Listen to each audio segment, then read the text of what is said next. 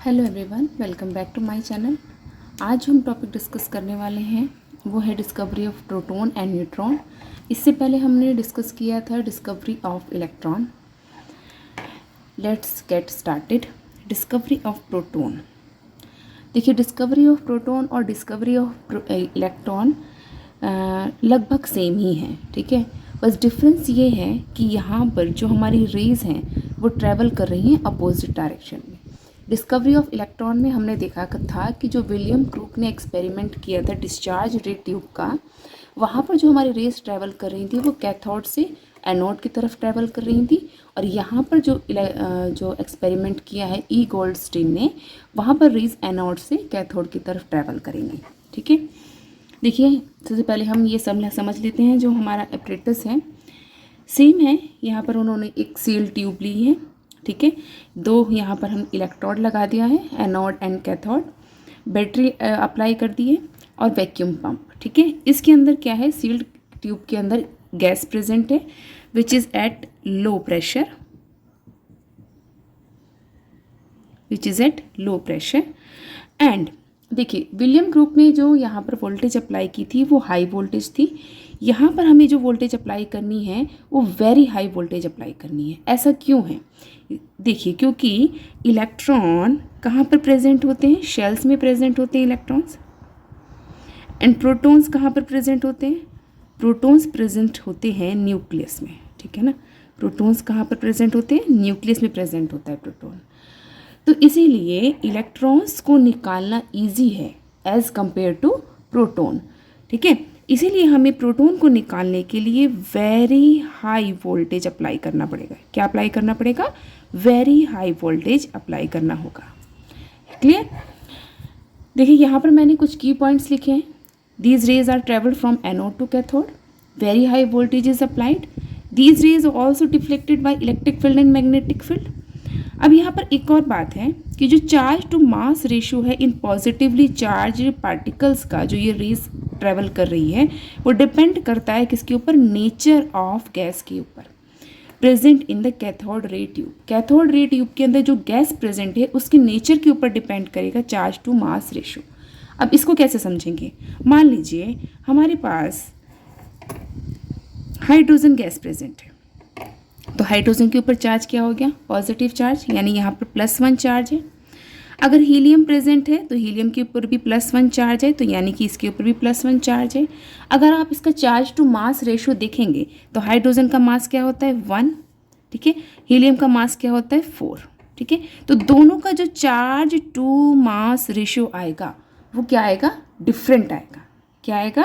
Different आएगा। इसीलिए जो चार्ज टू मास रेशियो है पॉजिटिवली चार्ज पार्टिकल का, वो डिपेंड करता है नेचर ऑफ गैस के ऊपर कि कौन सी गैस हमारी कैथोड रे ट्यूब में इंसर्टेड है। क्लियर हो गया सबको ये कंसेप्ट? अब देखिए, यहाँ पर सिंपल बस मैंने ये लिखा है इसको कंक्लूड करके कि जो हमारा सफिशिएंटली हाई वोल्टेज अप्लाई करते हैं, करंट कहाँ से कहाँ फ्लो करता है? एनोड से कैथोड को फ्लो करता है।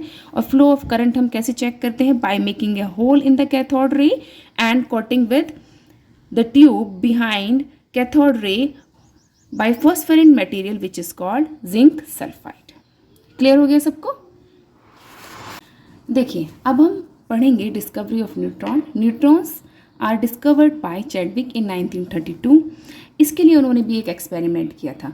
अब देखिए, इलेक्ट्रॉन्स के ऊपर नेगेटिव चार्ज होता है, हमें पता चल गया, विलियम ब्रूक ने हमें बता दिया। प्रोटॉन्स के ऊपर भी पॉजिटिव चार्ज होता है, ये भी हमें पता चल गया। ई गोल्डस्टीन ने हमें ये कंक्लूड करके दिया, एक एक्सपेरिमेंट परफॉर्म किया तो उन्होंने। अब बारी आई है न्यूट्रॉन्स की, ठीक है। अब देखिए, चैडविक को ऐसा क्यों लगा कि उनको कोई और पार्टिकल भी डिस्कवर करना चाहिए? ऐसा क्यों लगा? क्या इंटरेस्ट आया उनका कि कोई और पार्टिकल भी होगा, उसको भी डिस्कवर करना चाहिए, ठीक है। देखिए, जब किसी एटम का मास कैलकुलेट किया गया, ठीक है, तो जो मास आया ना, वो मास क्या आया? लार्जर, ग्रेटर आया, ठीक है। मास कितना आया? ज़्यादा आया कैलकुलेट करने के बाद। तो ये पता चला, देखो इलेक्ट्रॉन का मास आ गया, उसमें प्रोटॉन का मास आ गया, बट जो मास आया, टोटल मास आया, वो कितना क्या आया? ज़्यादा आया। तो चैडविक को लगा कि इलेक्ट्रॉन और प्रोटॉन के अलावा भी उसमें कोई और पार्टिकल प्रेजेंट हैं एटम में, जिस वजह से एटम का मास क्या आ रहा है? ज़्यादा आ रहा है, ठीक है। इसलिए उन्होंने क्या किया, एक और एक्सपेरिमेंट परफॉर्म किया और ये डिस्कवर किया कि neutrons also present in nucleus with proton, ठीक है। इसीलिए न्यूट्रॉन्स का भी कुछ मास है जो हमारे पास ऐड होकर हमारे एटम में आ रहा है, जिस वजह से हमारा जो कैलकुलेटेड मास है एटम्स का वो क्या आ रहा है, ज़्यादा आ रहा है, ठीक है। देखिए उसके लिए उन्होंने ये एक्सपेरिमेंट परफॉर्म किया, बेरिलियम की शीट ली, उस पर अल्फा पार्टिकल्स को बम्बार्ड कराया।